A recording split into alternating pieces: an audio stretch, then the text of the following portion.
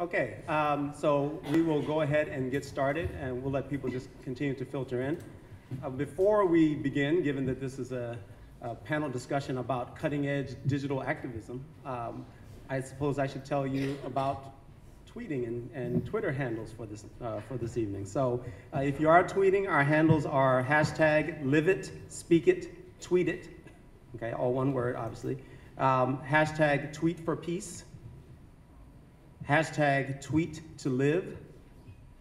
And then lastly, hashtag BLMB, so Black Lives Matter Beloit, panel 1, right? So BLMB panel 1, all right? Okay, so let me first say good evening, and wow, just an amazing crowd again. Thank you so much. I'd like to welcome all of you to our first panel discussion from the Black Lives Matter Beloit series. And this is a series of panel discussions, as you know, that will sort of unfold over the course of this semester, as well as a few additional lectures that have come onto the series. And this is our first panel discussion since our kickoff event in January. So I'm Ron Nikora, as many of you know. I'm assistant professor for political science and health and society here at the college. The subject of this first panel, the apparent normalization of so-called hashtag activism, takes place against the backdrop of two much larger and persistent social phenomena that have driven us as part of the committee for hashtag Black Lives Matter Beloit, as well as so many others across the country, to insist that Black Lives Matter. And those, of course, are societal and institutional racism on the one hand, and the excessive use of force by police and other authorities on the other. And these are topics that we will be taking up in our next two panels. On March 20th, we have a panel, Institutional Racism in the Black Body, and of course, April 17th, Policing in Post-9/11 America. And so those panels will address those issues. So speaking of hashtags, let me reiterate a little bit of the history of the Black Lives Matter, the hashtag Black Lives Matter movement. And Nicole Truesdale at our kickoff event said a little bit about it, but I'll just say some of the things that she mentioned. So this hashtag was created by three queer-identifying African-American women, Alicia Garza, Patrice Cullors, and Opal Tometi. And so they created this hashtag, in Garza's own words, as, quote, a call to action for Black people after 17-year-old Trayvon Martin was posthumously placed on trial for his own murder, and the killer, George Zimmerman, was not held accountable for the crime he committed. So since then, of course, the senseless killings of other unarmed people with names like Eric Garner, John Crawford III, Renisha McBride, and Tamir Rice, Michael Brown, Jordan Davis, and unfortunately so many others, have been stark reminders of the continuing relevance of this powerful hashtag. So before we begin, let me introduce you to tonight's panelists. So first, here to my left is Aaron Gurley. And so Aaron is a faculty fellow in theater, dance, and media studies here at Beloit College. He came to Beloit from the University of California, San Diego, where he completed a PhD in communication after completing an MFA in film production at Boston University. His academic work has focused on race, sexuality, representation, and media studies, while his production work has been in sound design and dance documentary. Seated next to Aaron is Caitlin Gunn. And Caitlin is a feminist studies PhD student and diversity of views and experiences fellow at the University of Minnesota in the Department of Gender, Women, and Sexuality Studies. She is a proud alum of Beloit College, where she majored in religious studies and minored in women's and gender studies. She participated in the McNair Scholars Program during her time here. Her research interests include Black feminist and womanist theory, performances of gender and race in digital spaces, and Afrofuturism. Her most recent research claims that women of color engage in feminist consciousness-raising practices on Twitter. So next to Caitlin, we have Kyriakis Carroll. And Kyriakis Carroll is a graduate student in sociology at the University of Wisconsin-Milwaukee. His interests lie in the intersection of structural racism, feminism, and Black intellectualism. He blogs in solidarity with fellow Beloit College graduate and McNair alum Caitlin Gunn at womanistheory.org. womenistexpressions.com. Sorry, womenistexpressions.com. And finally, at the end, we have Claudia Garcia Rojas, and she is an expert consultant on issues of gender-based violence, media, and culture. She has 15 years of professional experience working as an anti-racism and anti-gender-based violence speaker, activist, organizer, and scholar. Claudia is also a contributing writer at Truth Out, Bitch Media, Gozamos, Chicago Indie Media, and is former editor of Area Chicago. A guest commentator on Vocalo, sister station to WBEZ, she provides commentary on issues relating to race, gender, and sexuality on The Morning Amp and the barbershop shows. She is also a doctoral student candidate in the Department of African American Studies at Northwestern University. And of course, I am your moderator for this evening, which means I don't get to inject my opinion into things. So, as we go ahead and get started, I'd like to first, just since we have such a large crowd, just want to ask a question. So how many of you have used a hashtag of some sort for activism or to sort of express your solidarity with a movement or group so far? Just a quick show of hands. Okay, all right. So that's good. So how many of you, this is the first time, like this hashtag activism, like what is it that you're talking about here? What is this activism you speak of? Okay, all right, so some people, so it seems though it has become something of a new normal, at least among the crowd here. And so I'll use that as a segue into my first question. So assuming that this sort of activism is the new normal, how do you define this new normal in terms of activism in the present day? And so why don't I just start off, Aaron, since you're right next to me, I'll start off with you. Okay. What do you think about that? Okay, so I've been thinking about that a lot lately because I actually just got asked a question about whether or not I use Twitter. And I'm old and I don't. I use Facebook and other things like that, so I'm not totally out of social media. But thinking about when I think about how I sort of expect to see social activism happening, I kind of expect to see the use of the hashtag and other things like that, kind of regardless of what the actual issue is, which in a sense to me is kind of, because I'm old, it's kind of weird that to think of activism as sort of having to happen via this medium, but I guess I've already gotten so used to seeing it that I often wonder, I'll ask people, I'm like, well, how are you getting your message out? How are you letting people know what it is you're doing? Because it seems to be such a common way. And I'm wondering if other people have a similar sort of experience of sort of wondering how activism might look in 2015 if we weren't using this kind of stuff. Okay. Anyone else want to jump in? We'll go down the line to start. Yeah, Caitlin, sure, please. Yeah, absolutely. I think one of the things I found so interesting about that prompt was that the new normal sort of implies that this is some kind of groundbreaking thing. And I think it is, but I also think it sort of ignores the fact that people of color, communities of color, have been using what other kind of social tools are at their disposal to create their activist efforts, to do whatever kind of dialogue that they can. And I think that in 2015, we're just looking at these social networks as our kind of social grouping that we're using to communicate. And I think that it's new normal in terms of this technology is pretty new. 2009, I think, is when Twitter was started. But that activist spirit, that spirit of resistance, using whatever's at our disposal to communicate, that's not particularly new. Okay. I agree with Caitlin.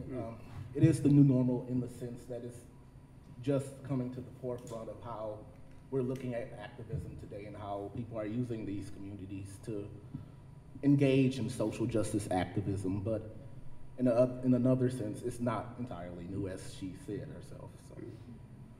So. I will also second Caitlin's remark. I will say that I think it's new insofar as the mode and method. I think that digital spaces do not exist in isolation from other movements and other ideas. And so in that regard, I want to echo what Caitlin said and say that yes, that we're always consistently looking to new forms to sort of amplify our ideas and our arguments and our experiences. And so it's the new normal insofar as digital activism has not been used previously, and now it is being used to tell the stories that sometimes we're not able to tell. Okay. So another question, sort of as a follow-up to that, why has hashtag activism become such a popular way to engage with social action? And of course, I have my own sort of take on this. I mean, given the global proliferation of cell phones, right? cell phones now available in areas where landlines aren't really possible and that sort of thing, giving it this sort of global reach. But what is your take on this? And why don't I start in the middle, start with you, Caitlin, and see what you say about this. I think that it's a tool for social action because it's a tool for how we're socializing nowadays. I think that as a lot of people start to use social media to communicate whatever their regular thoughts are, it's only natural that this sort of would evolve to encompass their activist activities as well. So. Okay. Anyone else want to jump in on that? I'd be happy to go next. I think you sort of pointed out the authors of Black Lives Matter, and one of the things that Alicia Garza says in this Feminist Wire article that she published called Her Story of the Black Lives Matter movement is that in the hands of organizers, this new normal, or like hashtag activism, is ideological and political intervention, and that it can function as an affirmation. The other thing is that I think that it leads to, or it complements social action insofar as someone who belongs to a community of color, as a Latina, right, like, and as an organizer, I think that for me, the way that I tend to see hashtag activism is that it functions as a decolonial project because it exists as a space that enables people of color to really talk about and speak from a place of experience, and that's something that hasn't always been afforded to people of color, right? Normally we have to push ourselves from the margins to the center and center our voices, and we encounter a lot of hostility. And so I tend to see it as a decolonial project because it enables people to be the author of their ideas without someone having to edit them. They exist in real time, and we can use our voices to really to counter dominant narratives that tend to frame us inaccurately and to tend to misrepresent us. And so for me, I think that it's a very powerful tool, but I will say that I think it is just that, it's a tool. And so when it comes to social activism, I think that it needs to be complemented with other forms of on-the-ground work, so. Okay. Yeah, you want to jump in? Go ahead, Aaron. Yeah, I'd like to add on to what you're saying, Claudia, because I think you highlight something that I also think is really sort of important about this, and that's the fact that the technology sort of makes this easy, in a sense, to do. It becomes something that, like you say, it's useful because it allows everyone to sort of speak, not just because it's open access, but because it's relatively easy to use. Right. The barriers to entry are also quite low, and I think that's a very important thing to this as well. I think I would also argue that it's not necessarily easy to use in the sense that putting yourself in that space is inconvenient and it can be uncomfortable. So That's true.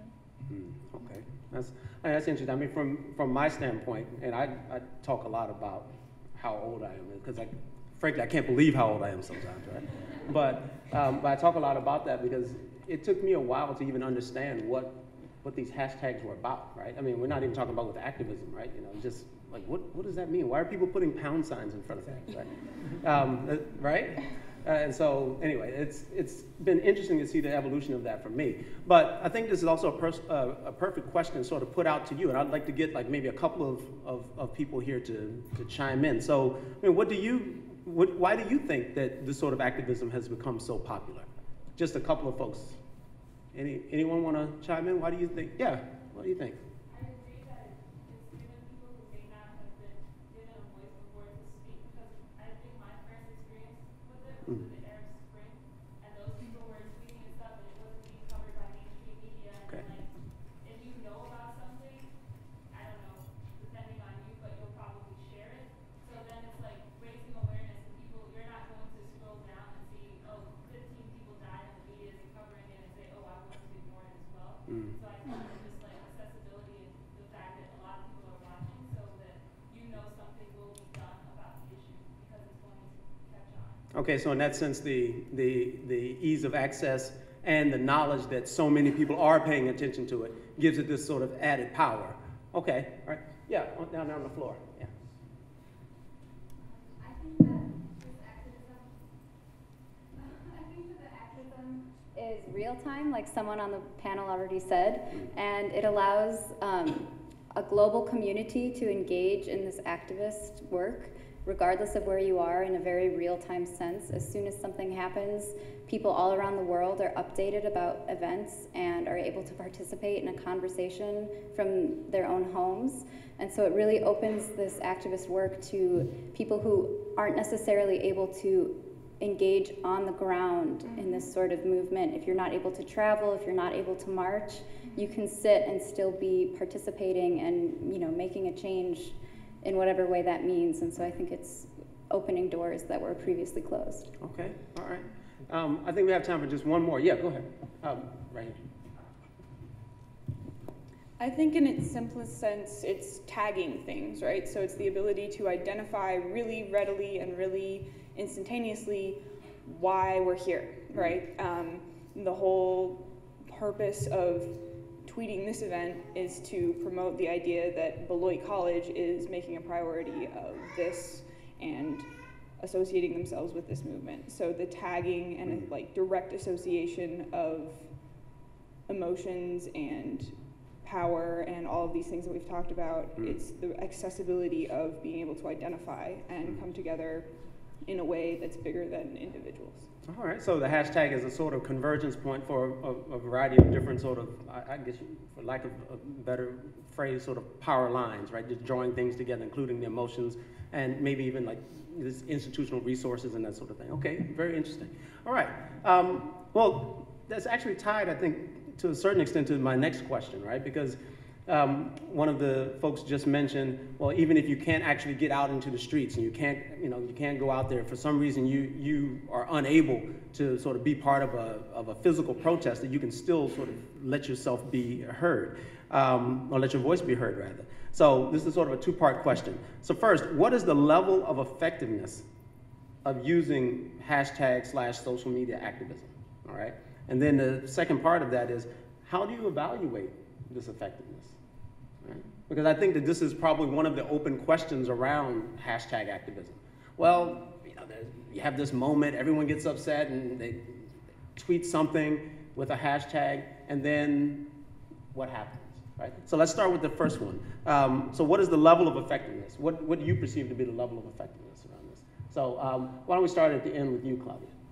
Okay, I feel like this is the really hard question. Sorry. No, I'm kidding. I think it's sort of hard to measure the effectiveness of it, because I think that it could be effective in very relational terms. And so I think one, when there have been movements such as Black Lives Matter or Not Your Asian Sidekick, or even a Twitter that I started, How Media Writes Women of Color, one of the ways that I measured the effectiveness of How Media Writes Women of Color, which was a hashtag to really talk about the way that media reports violence against women of color and also frames our stories within different media spaces like Hollywood or like TV series, etc. The way that I measured that effectiveness was based on how media responded. And so I had journalists calling and wanting to talk to me about the story and the purpose of that story. And so I think that that would be one of the ways. But the other is, again, since hashtags don't exist in isolation, it's sort of the impact. So in terms of movements, I think that, again, the effectiveness can be, like someone sort of brought up like the Arab Spring. And so that protesters were able to coordinate with each other where to meet and where they needed to be to participate in a particular action. And I think that that also can be articulated as an effectiveness. Another example of that would be, I'm going to take a minute to talk to you about We Charge Genocide, which is an organization that was started by a group of youth of color in Chicago that wanted to talk about the ways in which police tend to brutalize youth of color in Chicago. And one of the Twitter handles and hashtags that they use is Shy Cop Watch. And so any time that someone witnesses or encounters violence at the hands of the police, one of the things that they do is either tweet or go under the hashtag and talk about what incident it is that they are encountering or that they have experienced.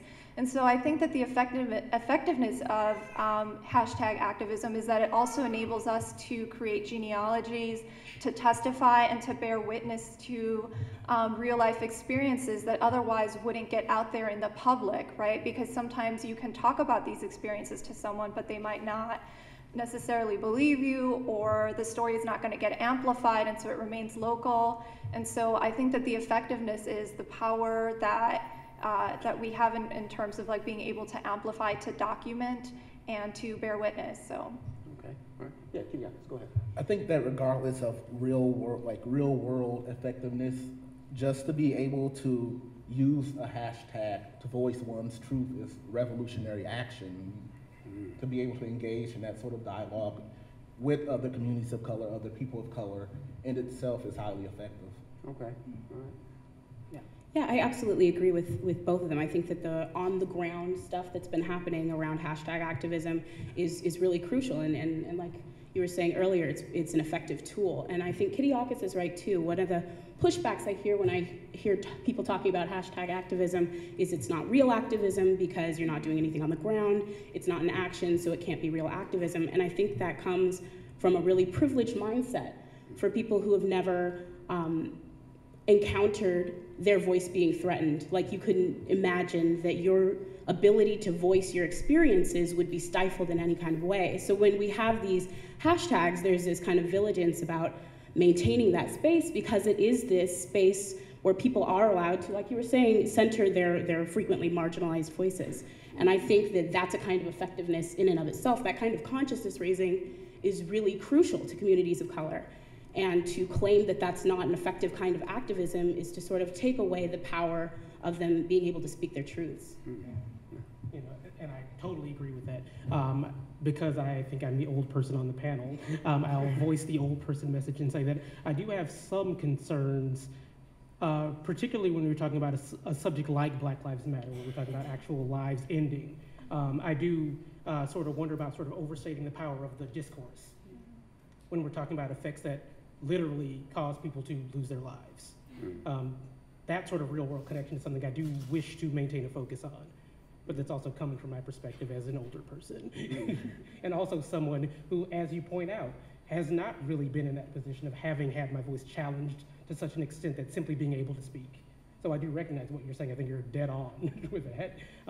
But given what we're attempting to do with some of these hashtags, I do think that it is important to try to make sure that we're not only sort of celebrating the ability to speak, but also thinking about what it is we're doing with that ability. Okay. All right. So one of the things that I sort of heard coming out of this is hashtags, the use of hashtags enables you to somehow move beyond this sort of sense of isolation, right? So you're not suffering in silence, as it were, right? You do your hashtag of whatever it is that's bothering you, and all of a sudden you're able to connect to all of these other voices that have similar concerns or have similar sense of injustice or what have you. So again, I'll put this out to the audience as well. How effective do you think it is? I mean, have you found hashtag activism, the hashtag activism you've been a part of, to be what you might term effective? So, anyone want to chime in on that? Have you found it to be effective? Do you think it's effective?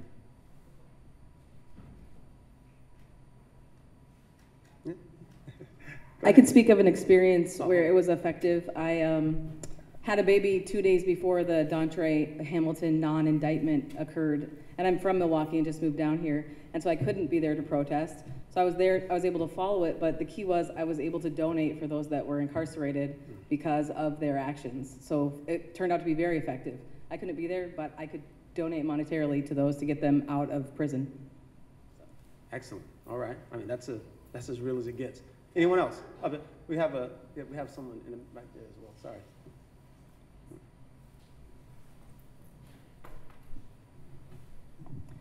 As the medium politics class talked about today, it really is critical for agenda setting in the larger arena.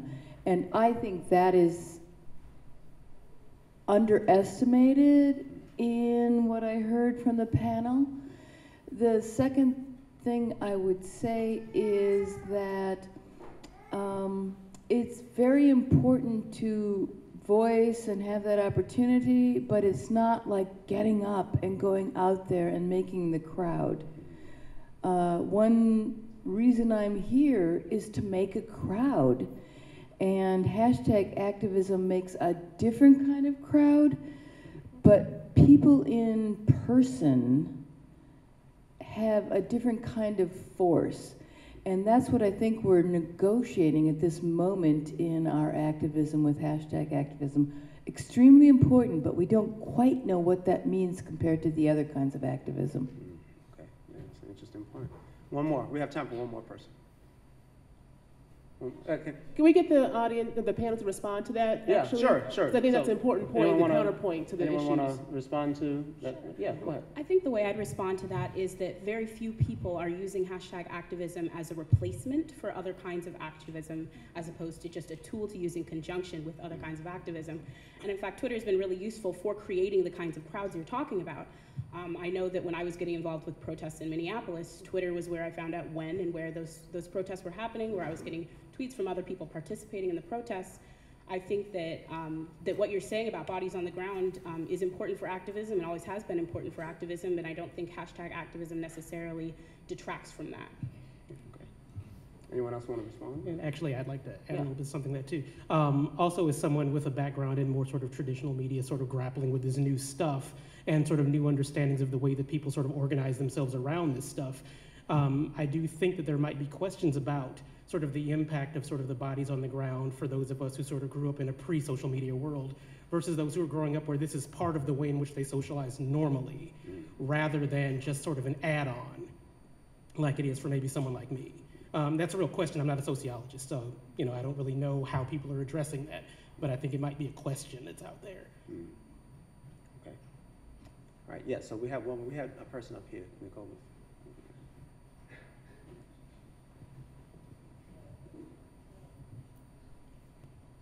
I was just going to say that in the protest activism that I've been involved in, I think hashtags are very important because they create crowds, because the fact that something like Black Lives Matter could trend when it wasn't something that most people noticed or knew about before that is really important. And I think also it's really cool because the media has always been the largest threat to activism because they get to represent a minority the way that the majority wants the minority to be represented. But the media now has to cater to the way people are using it, right? To hashtags and that sort of thing. And it became very important in the protest activism that we were doing, they were telling people who were chaining themselves to tractors, take selfies because people love selfies and will get more media attention if you have a selfie while trained to a tractor. And that's really cool, I think. Yeah, okay. All right. So it seems that we are more or less saying that this is, in fact, the new normal. Okay, am I in agreement? Are you all in agreement with me on this one, right? Okay, so we're saying that this is the new normal. Then what do we do to make it even more effective?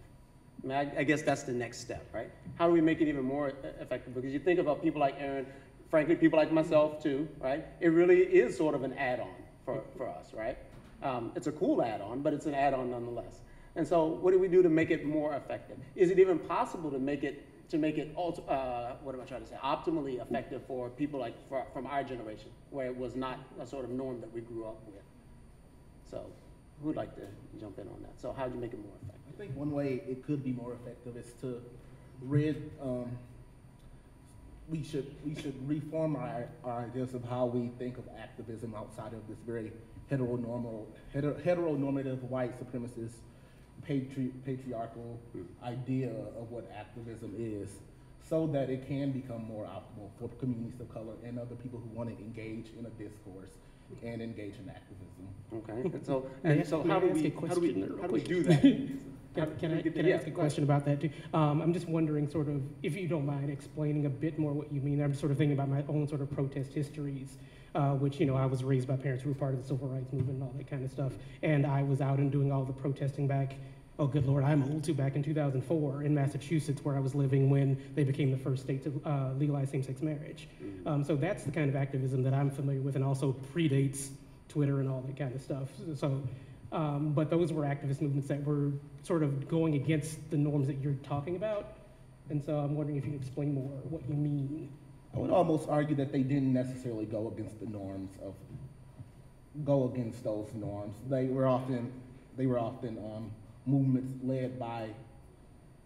led with ideals that were very based in those sort of senses, like the idea that take the civil rights movement and Martin Luther King, and this idea that we need this very heteronormative religious figurehead that can lead the movement and speak for everyone instead of allowing everyone to join in the discourse and speak together. Okay. So anyone else want to jump on that? Jump in on this question? Yeah. Well, what I would add is one of the things that I thought was really important with the Black Lives Matter hashtag is that the three authors didn't just leave it a hashtag, but they also started a website, and that there have been many actions organized around the country that have been consistent and persistent. And so I think that that's one way to continue to make it effective, is that there, I think ultimately it also depends on what the aim and the goal is, because hashtags can come up, spontaneously, or they can be strategized and planned. And so if they are strategized and planned, then I think that there are ways in which one can continue to sort of to think through how it is that one can incorporate the hashtag into their consistent organizing. So I think that that would be one way to make it effective. And to go back to the example that I used with We Charge Genocide, what they did was they wrote this report and they went to the UN. And it was, this is an action that was done already in the 50s by members of the Black Panther Party. And so they presented this report on how it is that youth of color, again, experience violence at the hands of the police, and they already had Shy Cop Watch as a hashtag, but then what they did is WGN to UN. And so they added yet another hashtag to what they were doing, and they were reporting from the UN on this report that they were presenting, which I think is a really huge thing, to take to take a movement and to also take a story from the local and the national to the international level. And so I think that there are many different ways in which hashtags can continue to be made effective outside of that moment, right? To not see it as a moment, but to see it as a consistent movement. So. Okay. And you have anything you want to say? I think the best way to sort of increase effectiveness overall of hashtag activism is to stop dismissing hashtag activism as a sort of useless tactic. I think that distracts a lot from the good that hashtag activism can do, and I think it continues to marginalize voices that are desperately trying to center themselves. So I think that with less resistance to the idea of using technology as a tool in this way, we could really make some more progress. Okay, so let me just sort of jump on there and ask you, what do you think is behind, or what factors do you think are sort of behind this resistance?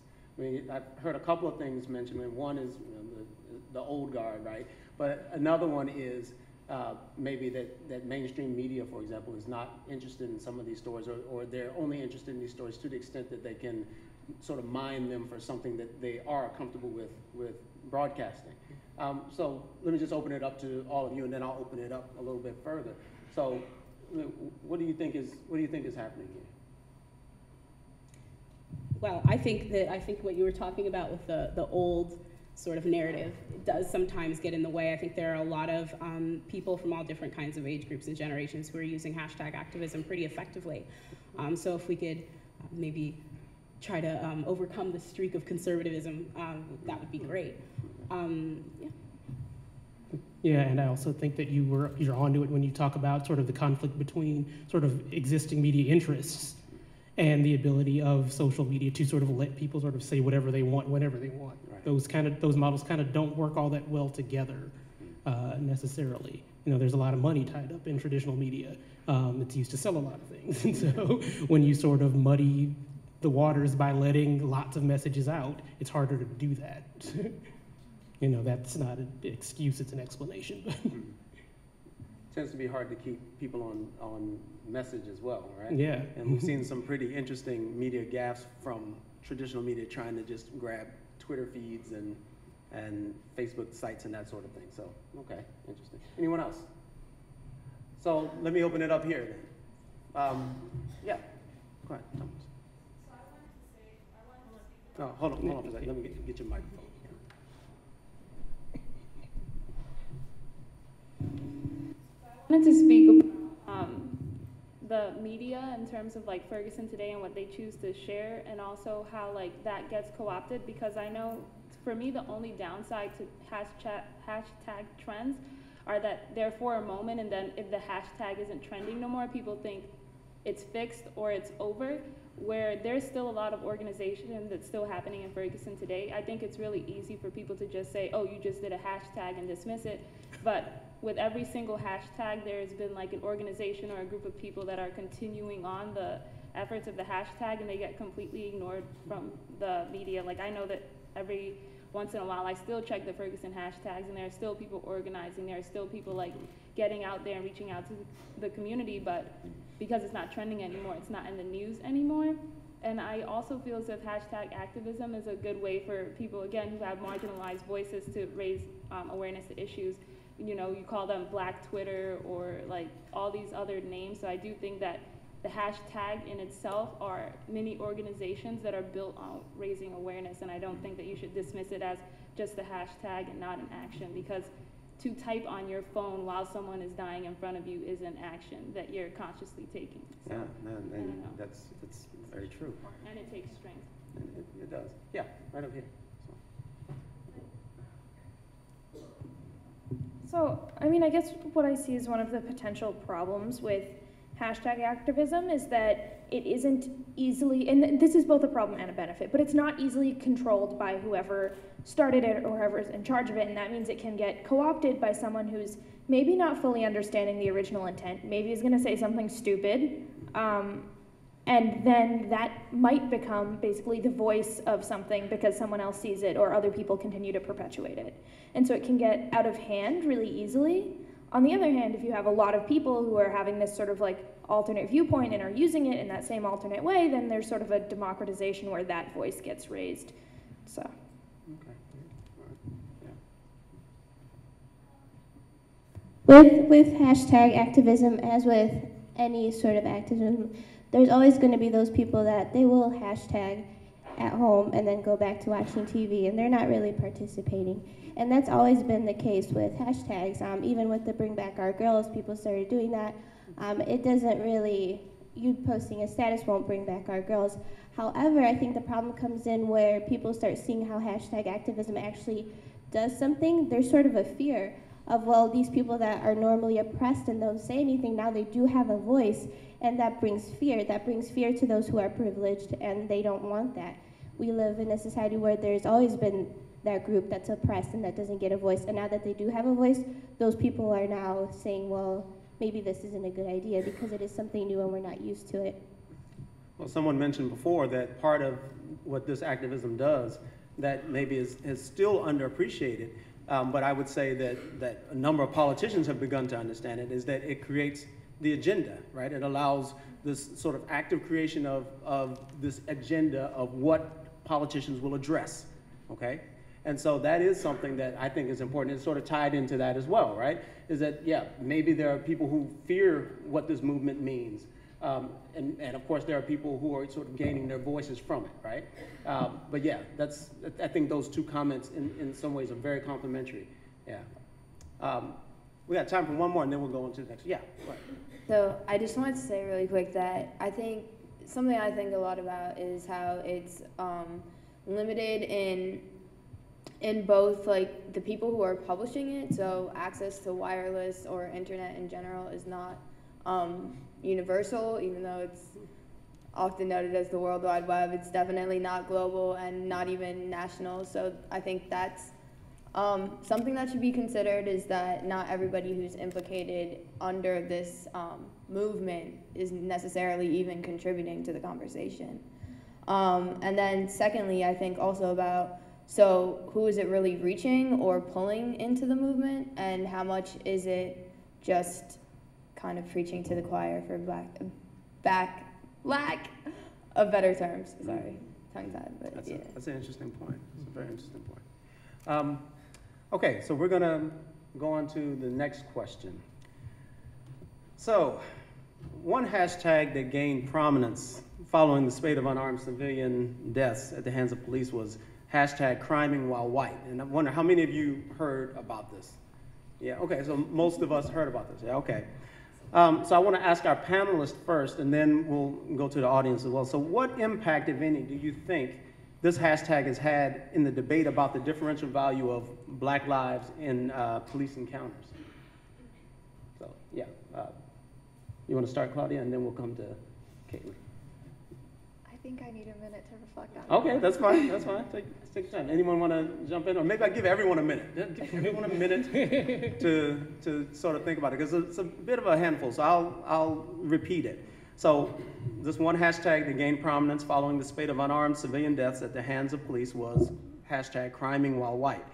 What impact, if any, do you think this hashtag has had in the debate about the differential value of Black lives in police encounters? Okay.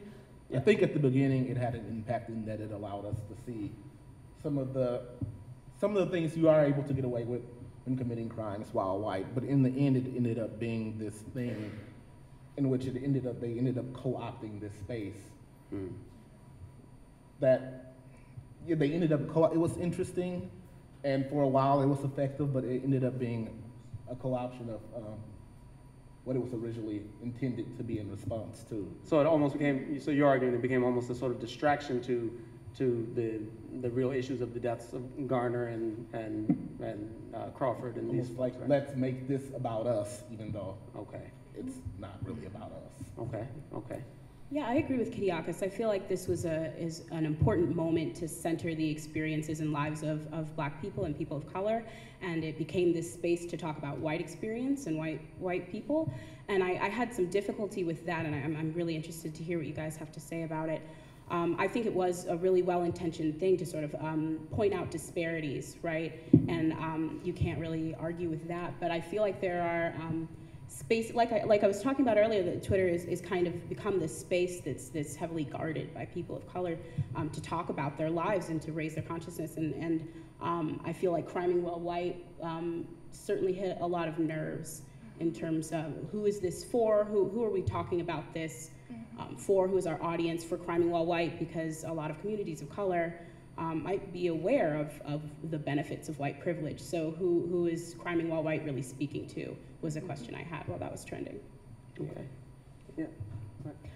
And just to go off of the question of who is it for, I think that maybe it enabled for white identified people to self-reflect and critique, but I don't think that I saw it lead to any effective, impactful action. So I think that that was a downfall, and it also speaks to the ways in which oftentimes white people can have good intentions, but good intentions don't always lead to positive consequences. And so I think that we need to think about the consequences of criming while white, because I think that it came at a bad time, right? Like, I think that it would have been important had it come up at a time when, at a different time while Black Lives Matter was not trending, but I think that, again, it sort of decentered the conversation and took away from it, and I thought that actually had more harmful effects than positive, so. Okay, all right. Yeah, but I would like to talk about one sort of positive actual effect that I see in criming while white, even with it coming out at the time when it did, in that it actually created this sort of public written repository that challenges the basic presumptions about Black criminality that underlie all the events that led to us having these conversations in the first place. I mean, you know, we have existing stereotypes, particularly about Black men, but also other Black people who are not just men, that go unchallenged because of the things that were in criming while white, because they don't usually get talked about. And now we actually have a written record, and that's another thing to think about this, because again, I'm kind of old school in my use of this social media stuff. I think it's really sort of interesting in terms of what it does for the moment, but I think it's also important to remember that it actually leaves a record. Yeah. That, you know, we can go back and consult this kind of stuff and sort of piece things together from the past in ways that are really quite useful.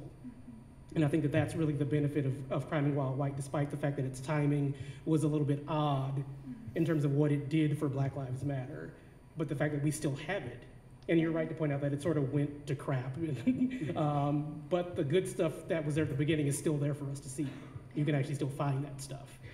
And it's actually still useful, I think. Yeah, and just to add to that, if I could for a second, I think, someone in the audience raised a really good question or posited a really good point about what happens after, a hashtag isn't trending anymore. And I think that this point that you bring up, that it serves as an archive, as a genealogy, right? That sometimes it's actually not, sometimes the impact doesn't have to be that it trends. Sometimes it could just be about creating a digital space.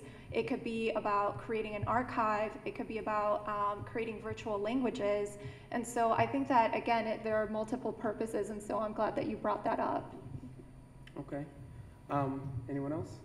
Okay, so I'd like to, okay, we've got some hands over here, so thanks, Nicole. Go along with being unproductive and distracting, what I perceive as the biggest problem with Criming While White is that it is solely accessible only to white people. Like, as a person of color, I can, share a story and be like, hashtag Criming While White, because obviously I'm not white. And so where that becomes problematic in terms of it being a digital space is that, I've been to events where it's like events geared towards white allies, but the thing is I can attend really easily on the ground, I suppose, but in terms of like a digital space, it seems more difficult to lie about, or not lie, but just attempt to interact with these communities or spaces. Anyone else? Yeah, okay, we got someone over here.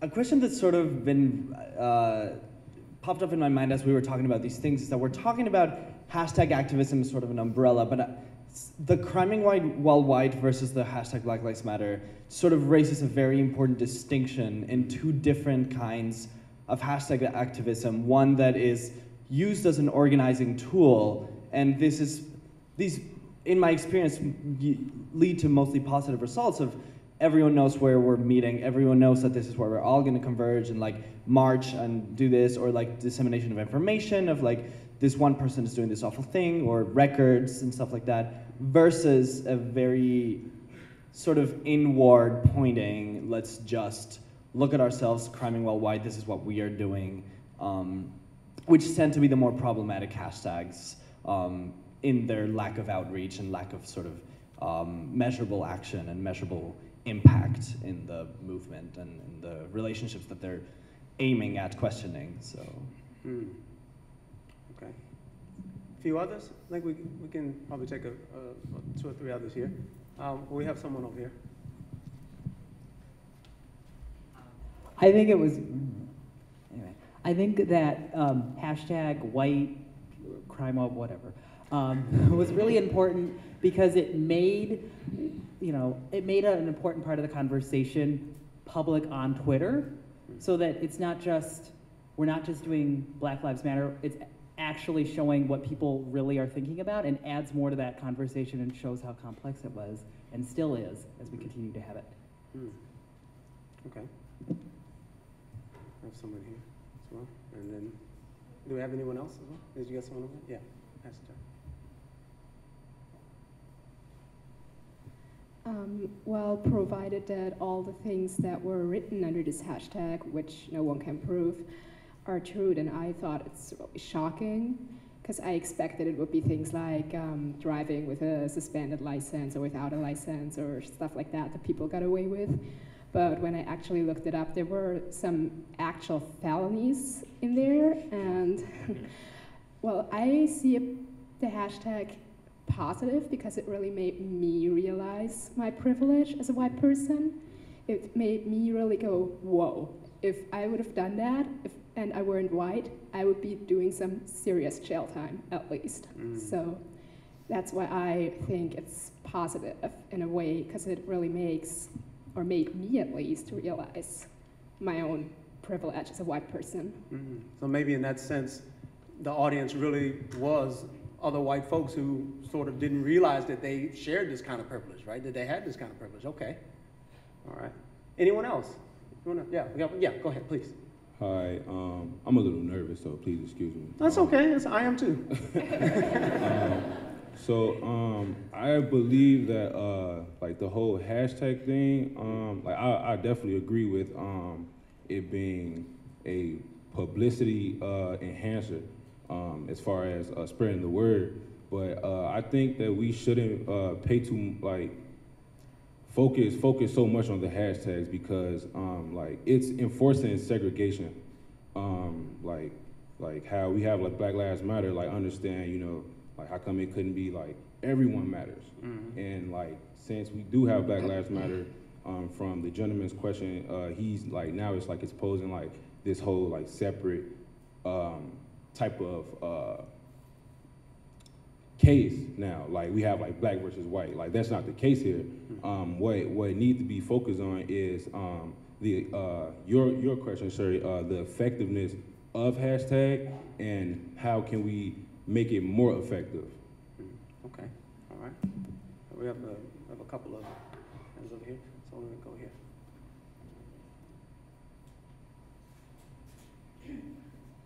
I have sorry, this is loud. That's all right. Go ahead. And I'm loud. I have a response to your statement, and it was also a reaction I had when I saw the hashtag All Lives Matter after the Black Lives Matter trended. And it actually angered me because, I mean, white people and other people are always brought into the spotlight. So I felt that the Black Lives Matter was distinctive for that specific purpose, that it's trying to portray a message of a marginalized group that, you know, goes through this oppression on a day-to-day basis, but it's constantly swept under the rug. So when I saw the hashtag All Lives Matter, hashtag These Lives Matter versus hashtag Black Lives Matter, I thought it was insulting because it was, in my opinion, completely disregarding a movement, you know, a big movement that was erupting. And although, like, I'm obviously not black, I'm Latina, this hashtag to me, I take it to the heart because I come from a community that's extremely violent. I come from a community that has its positives and negatives. I love my community that I'm from, but I've seen some crazy things growing up. I've encountered, you know, deaths at a young age, and this hit home because I see police brutality that's very prevalent in my community, and I feel like this movement with and of itself was just extremely powerful. So just as like kind of another perspective, the response of All Lives Matter, that's obvious. We all know that like all lives matter, but the distinction in the Black Lives Matter was like trying to prove a certain point and trying to like kind of, I guess, bring into light this bigger issue. Yeah, all right. So. All right, we got a number of folks up here, so yeah, please. Yeah, say him, please. And I think I'd have to agree with Philly on that. I think the thing that, for me, doesn't make it seem like it's us against them is that that's not the point.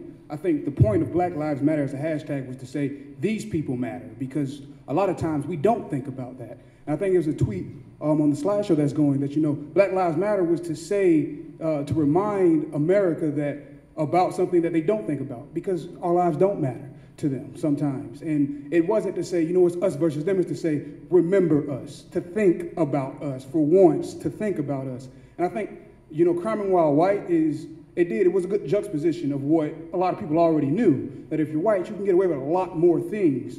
And I think that really forced us to look at why Mike Brown got gunned down in the street for jaywalking or taking dollar cigars, if you want to go with that story. And these people are saying, well, you know, I stole this, or I drove drunk and nothing happened. And it's forcing people to look at, well, you know, it is a clear difference in what's going on. I think All Lives Matter and things like that, they look to diffuse the importance of Black Lives Matter. And when people say things, you know, you're trying to create a divide or you're race baiting. We're not. What we're doing is we're trying to say that we are just like you. Give us a shot to prove this. And I think that's what completely gets looked over when we put black in front of things. You know, well, why is it, you know, black or white? Well, it's black because we don't have anything. So can we at least have this? Okay. All right. Anyone else? Anyone else? And then we'll move on to the next question that I have here. Okay, yeah, please, go ahead. Hi, okay, I'm speaking from a place of ignorance, but as speaking from a place of ignorance, I think that criming while white was, I really don't know, but Black Lives Matter, like being someone who's ethnic, who is white, it's not, you don't know where your place is to help with the movement, and criming while white was a way that you could do something without being offensive. And because I'm not sure where it would be appropriate to move with that movement, because you still want to do something, but you don't know what to do. Okay, that's a very interesting point, right? This idea of feeling as though when you say, you know, Black Lives Matter, but I'm not black, how can I sort of access that in a way that's respectful, right? Okay. I would just like to say, Go ahead. Go ahead. I just want to say, also coming from a place of ignorance, I don't understand what criming while white means, and so I would like for somebody to please explain that to me, Okay. so I can be more educated before I speak. Okay. Well, I know Tamanisha can explain it to you, so we'll let her explain. So go ahead. You'll get the mic. Yeah. Okay, so I'm on Twitter. I'm just on everything a lot. She's a social media maven, as it goes. Okay. Okay, so there we go. So criming while white happened like after the events in Ferguson. It was like, you know, a few white people on Twitter just mentioning things that they did where they got off easy or they just got off completely. For instance, like there was a news story that happened in Jacksonville, Florida, where this white guy who was driving drunk ran this Latino woman over, and he served 60 days in jail. And he posted that, and I was like, okay, if that was someone else, they would have been in jail for life. So for me, the hashtag, when it first started, I was like, oh, you know, this is good that white people are finally acknowledging that they're like doing all these criminal acts, robbing stores since they were 13, and the cops just telling them, don't do it next time, you get an easy go. But then afterwards, it started to turn into something mocking because they tried to make it trend behind Black Lives Matter. And to me, I was like, why are you trying to make it trend? And then it started to turn into a joke because there were white people on there saying, well, I committed this crime, but because I wasn't sagging my pants, that's why the cops spoke to me instead of Michael Brown. So then it also came off to me as sort of mocking. And like, I know like a lot of the people that I follow on Twitter, they were posting like, you know, they started this hashtag, but then it's kind of like you have to give it the side eye because here you are like robbing people, punching people, and basically getting 0 jail time or the minimum jail time, whereas you have people who are literally defending themselves, serving years in prison just because of their skin color. So to me, I was just like really upset at that hashtag. Like I just wanted to like curse every single person out on that hashtag because it was like, you're like, even as you're admitting these criminal acts on Twitter, there are some people getting arrested for posting like guns on Facebook, but you can post that you did this felony and got away with it and no repercussions. So I was just like angry at the hashtag in general. Okay. All right, so we're going to move to our last question, and then we'll go to a little bit more sort of audience interaction as well. So for our panelists, so as you know, we are hashtag Black Lives Matter Beloit. What do you recommend, given your various expertise, that individuals and our community largely writ do to bring about change locally? I think just simply recognizing the fact that there is a problem and that it needs to be addressed. And engaging in hashtag activism is one form of doing that, but it also takes recognizing your own privilege and that the space you occupy, and recognizing that you occupy a space that is privileged, and just owning who you are and recognizing that. All right, so as an individual, and then as a community as well, just saying, okay, we're in this privileged space for a variety of different reasons. We need to recognize and sort of come together around that. Okay, all right.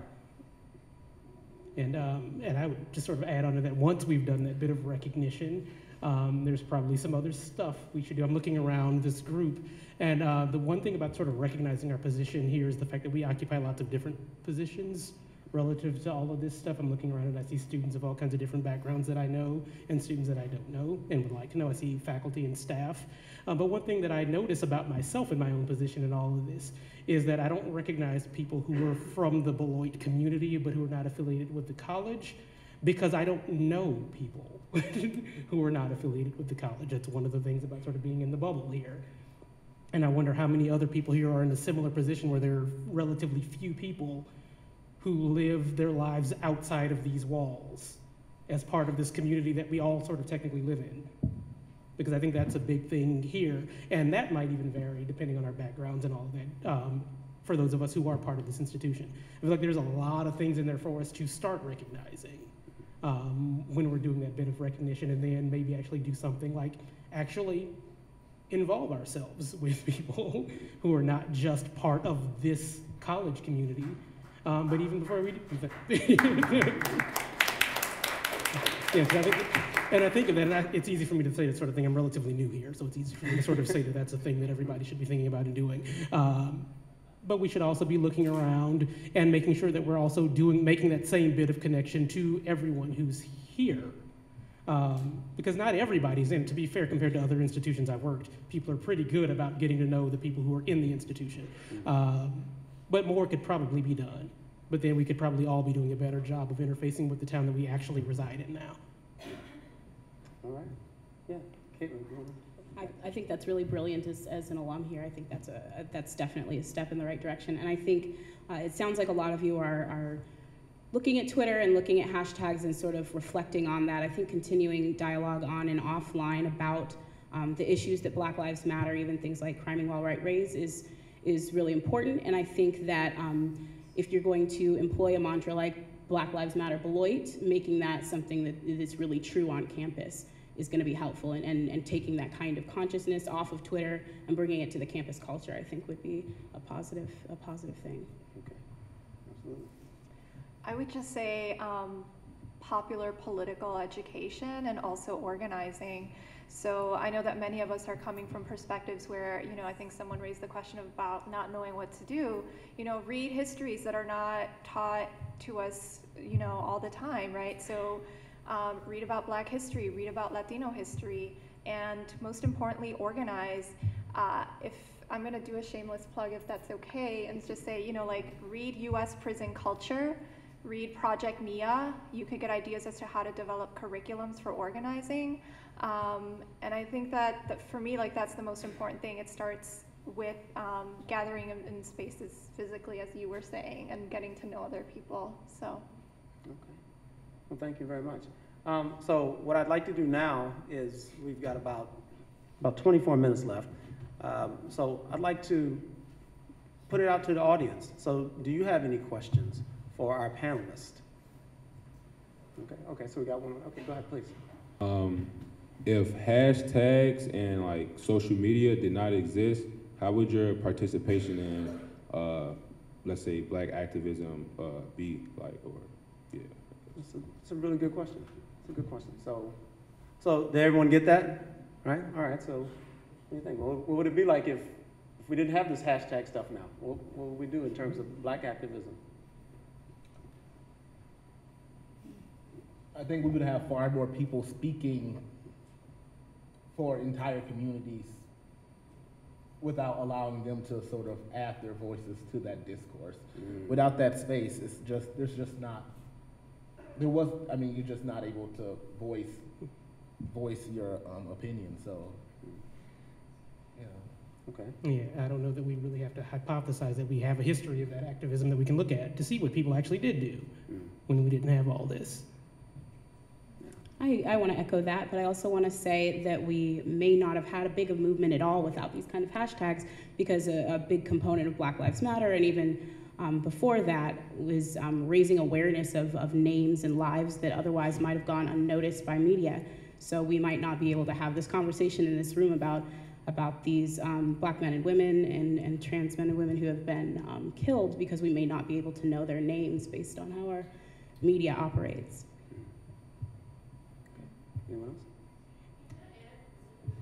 I think without these hashtags, we wouldn't have the different types of voices in the Black community also being heard, right? So if people like to go back to the civil rights movement and to the Dr. Kings and the Malcolm X's, what we're seeing is Black men, right, leading, being the face of the Black community. And I think having these types of spaces, Black Twitter, the Facebook, whatever, Yik Yak, whatever it is, you're now privileging and giving voice to Black women, trans communities, disabled, family, so basically the multifacetedness of Black communities and Black lives is now being able to go to the forefront, whereas before, when you have those single leaders, it's usually that normative still, right, of having a Black male, the male being the figure to kind of be this voice of the whole community. So I think even in that, we're seeing multi-voices coming out, hence 3 queer women, Black queer women starting, the Black Lives Movement. It was 3 queer women, right, who started it, because that's what, historically in the community, Black women did. So I think we're now being able to see that and recognize that for the first time in international space. And so without hashtag activism, those voices would effectively go unheard, continue to be stifled then. So, all right. Any other questions from the audience? Okay, we've got a few. So I'll let my mic bearers do their magic. Hi. So as someone who's not really active in the online community, I don't have Facebook, I don't have Twitter, I have Tumblr though. I've just been really frustrated, especially this week, sort of with the poster campaign, and I'm fully support of the posters and of this protest. But what I've been frustrated with is sort of the inability of people to show up in person and confront people and say, I don't disagree, and like put their face to it. And I'm sure Twitter, you can have your name on it and everything, but I just think there's something about, online media, like Yik Yak and all these like confession Facebook sites, where you can, vent your emotions without putting a face to it, and that's been really frustrating. And I I really appreciate your comments, because I've never thought about hashtag activism this way, and I definitely think it's powerful, but I also think that, in what way can it sort of discourage people from coming in person and and having a dialogue. And I think that's a huge thing that I'm sort of struggling with, and I just wish more people on this campus and off, but especially on this campus, could confront other people and tell them how they feel, instead of anonymously, instead of being offensive anonymously, because that's very easy and anyone can do that. Very good point. I mean, I personally cannot, I said I wasn't going to inject myself into this, but too bad it happened. All right. I personally can't, thank you. I absolutely cannot read comments to news and that sort of stuff anymore. And again, I'm from the pre-internet world, right? So you get the newspaper, you read the newspaper, and you maybe turn to your friend or someone and say, look, man, this is some messed up stuff that's happening, right? And that was how it went. And you might rant to them. But in this world now where, every comment is just, if you take any of it to heart, you lose complete and total faith in humanity, right? And so it's troubled me, the anonymity of comments, it troubled me. It's all right to be offensive, right? Because being offensive generally comes from a space of ignorance, right? But if you are never confronted about your ignorance, there's no chance, first of all, for me to know the danger that you might represent, but there's also no chance for you to learn. And so that's, I don't know. I have my issues about anonymity. I like that comment, and that's where I'll stop. So I know we had a lot more questions. So we've got a few over here. So let me let the mic folks. We've got one up here for sure. Yeah, I just had a kind of comment to what she was saying, like with what you were saying with the anonymity, yeah. Anonymity of a person on Facebook or whatever.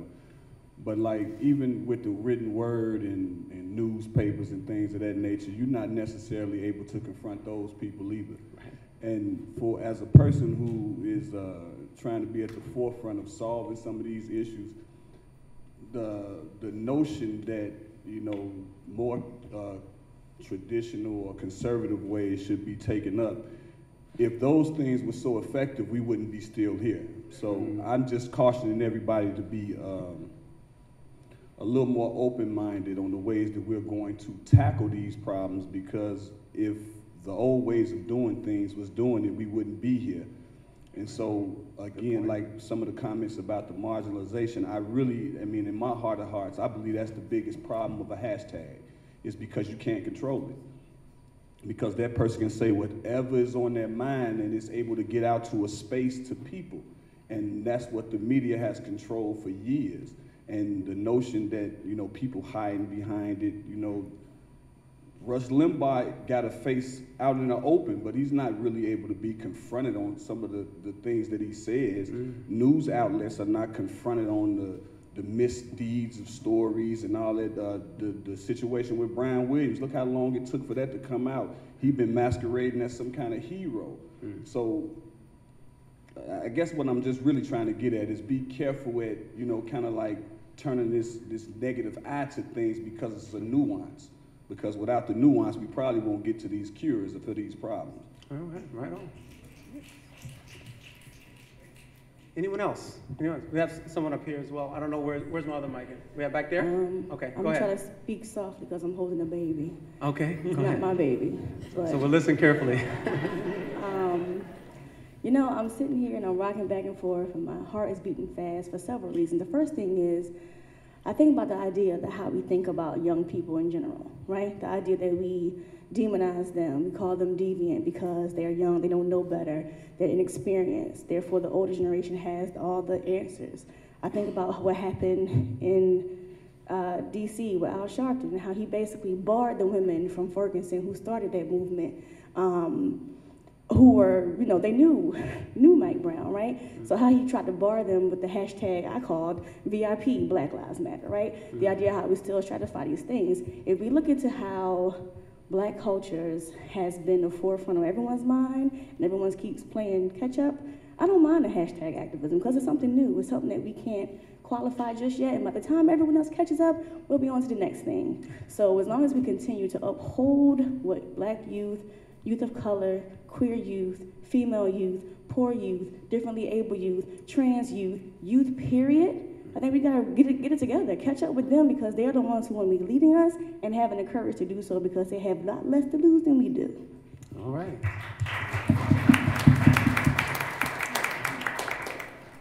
Anyone else? Anyone else? Yeah, so. You don't need a mic? To reiterate your question from before, because I'd like to hear the panel's response. Yeah, if you would mind. Oh, okay. So basically, my question was, I guess, how do we navigate around access to, specifically access to internet, and who is being excluded from these conversations, specifically people who are excluded as well as implicated in the movement. And then further, in which times does activism kind of preach to the choir? And how can we get over that? Yeah, I think that's a critical question that you're asking because when we talk about, we've been doing this with the internet ever since it became a thing where we say we've got this nice new thing and it's going to sort of democratize life in all these ways. And then we sort of figure out ways in which we were wrong in saying that.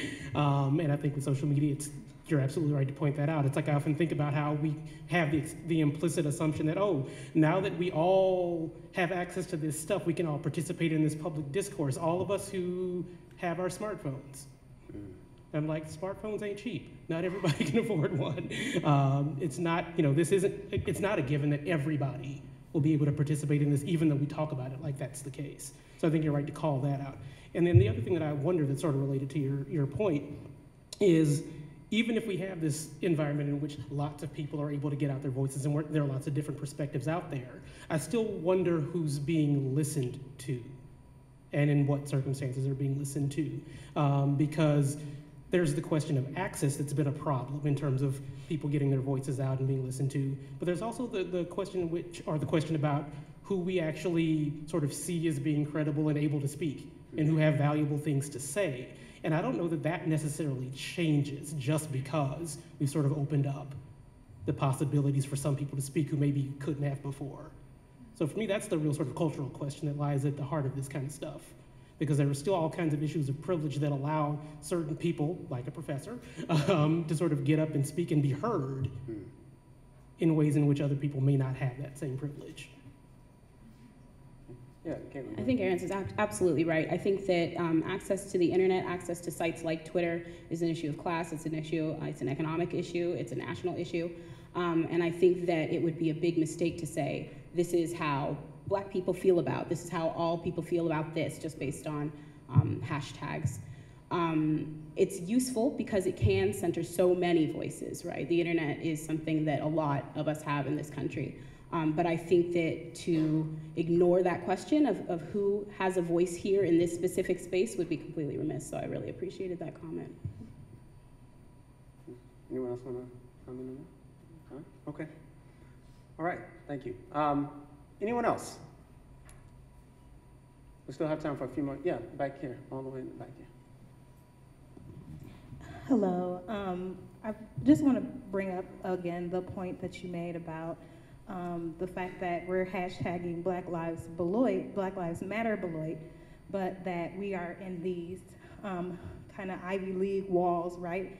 And so as an alum of Beloit College, but also a resident and grew up in this community, there's two different Beloits, and I don't want to, again, just glaze over that.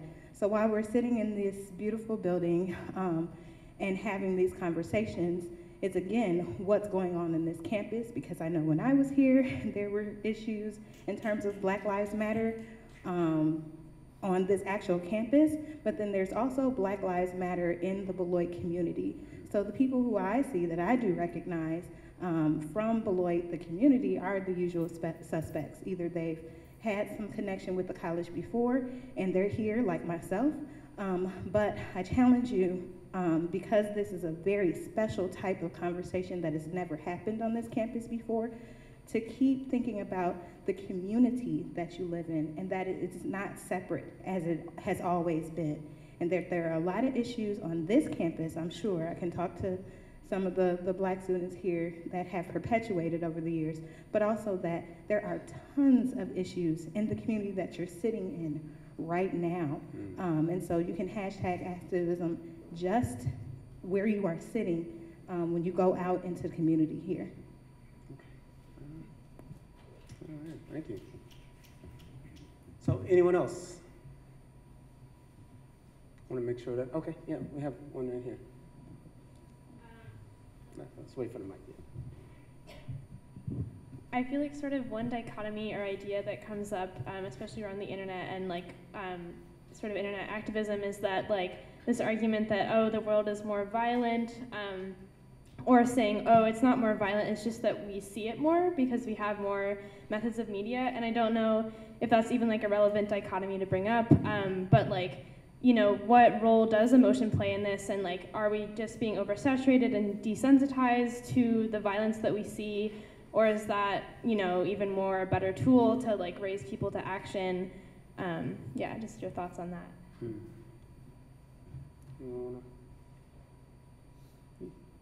Well, I guess I'd like to talk a little bit about that idea of sort of, you know, sort of the facts of the world in terms of violence and sort of the representations of that world that we work with, because that's what we have to work with. And, you know, and fortunately, this is something that sort of ties into traditional media, so I'm like, I've been able sort of to read and think about this in that way. But I think that's a really good question to be asking. I don't really have an answer to it, but I do think that it's a question that I don't hear raised in that particular way within media studies as much as it probably should be. Particularly surrounding sort of violence. There are other things that we bring up when we go, well, whether or not our representations are sort of real or bear some sort of connection to what's going on, or whether or not we sort of amplify things, or whether or not we're focusing on something more than we may be used to. But in particular with this issue around violence, I don't know that we're doing that. And so that's probably something we should be doing. So you're arguing that we need to focus more on the actual reality of violence that's occurring. Yeah, this question, because the question is whether or not the images we're getting are reflective of an increase in this kind of stuff, or whether or not it's just simply showing the world the way it's kind of always been, but now we're just sort of looking at it in a different way. And yeah, and that's the thing that's sort of been left open in a lot of this stuff. So if you're going to grad school, you've got a project. I think that's a really interesting question, but I do want to tackle that idea of being desensitized to violence And I'd say that in the specific case of Black Lives Matter and Ferguson and things surrounding that, you know, I'm not convinced that our history is one that has ever been sensitive to Black pain and violence against Black bodies. So in that case, it's not an issue for me of being desensitized that, it's in effort to sensitize the greater community to that pain. Very well said, very well said. Yeah. Going somewhat with that, I would like to ask how the words are affecting like the movement itself, because I think like a lot of people don't see the same things from the same words, and just like how is the language, affecting the movement and like excluding people, including people, and like how does that relate to Beloit as well? Like the languages we use, like cultural literacy, like how is privilege taking, or what is the role of privilege in this movement in the sense of language? Right, Claudia. Well, I guess I'll respond to that question with the example that I know best, and that is based on a project that I worked on. So in addition to being a grad student, as Ron said, I also have done journalism. I'm actually still doing journalism. And so one of the things that I worked on in 2012 was a media toolkit that analyzed the way that media, mainstream media, uses language to write about violence against women of color. And so we did an analysis of the specific language that is used to frame the stories and to talk about the experiences that primarily Black and brown girls experience. And I think that it is really impactful, right? As someone who, you know, has to face the reality of if I have to write a 600-word op-ed and it needs to be done within 8 hours, I don't have the time to dissect every single word that I'm using, but it's very important. And I think that something like the media toolkit that I co-authored with my friend Sharmili Majmudar, who's the director of Rape Victim Advocates in Chicago, you know, it has gotten a lot of attention, specifically because we don't stop to ask ourselves, you know, how it is that the language that we're using is actually impacting our experiences, the ways in which we frame people, the ways in which we frame narratives, how it is that we then come to perceive other people as a result of that. And so I think that it's a very, very imperative question, and I think that it's one that we should continue to ask ourselves in terms of like the hashtags that we use, but also the language that we use in our movements. Beyond that, I don't know that I have any more specific response to that, but I think that, yeah, I think it's a really important question, so. Anyone else on the time? Okay. Go ahead, Derek. Going back to the issue with the desensitized to violence, when I look out like today, when you look at the news about Chicago and things like that, and, you know, Chicago gets like a real bad rap. That's my hometown. And here you have now where the murder rate in Chicago may be about 500 last year, 560 or so forth. But when I grew up as a teenager, it was reaching like 900, close to 1,000. Yeah. But yet it gets more media attention today with less murders. So going back to what she was saying about how you frame the argument, I think you have to be mindful of the political aims of the media when they present a story. Yeah. And going to what the sister said about the language, like when you see Black Lives Matter and then somebody come with a rebut to that. There's no rebuts to Boston Strong. There's no rebut, you see what I'm saying? So you have to be mindful of the fact that it's something to deal with before you get to the activism part. It's the way things are framed, like the sister was saying. You know, as soon as you see Black, it's like, no, we got to talk about everybody. If I come in the room and talk about curing cancer, you're not going to bring up diabetes. You're going to be comfortable with me trying to solve this ill. But when it comes to Black lives... Brother, that was a microphone drop moment. Thank you. Right on. Okay. I feel like I kind of have nothing else to say after that. That was terrific. Thank you so much. Anything else quickly before we get ready to wrap up here? This has just been phenomenal. Okay, Well, I hope you will join me in thanking our panelists for joining us today.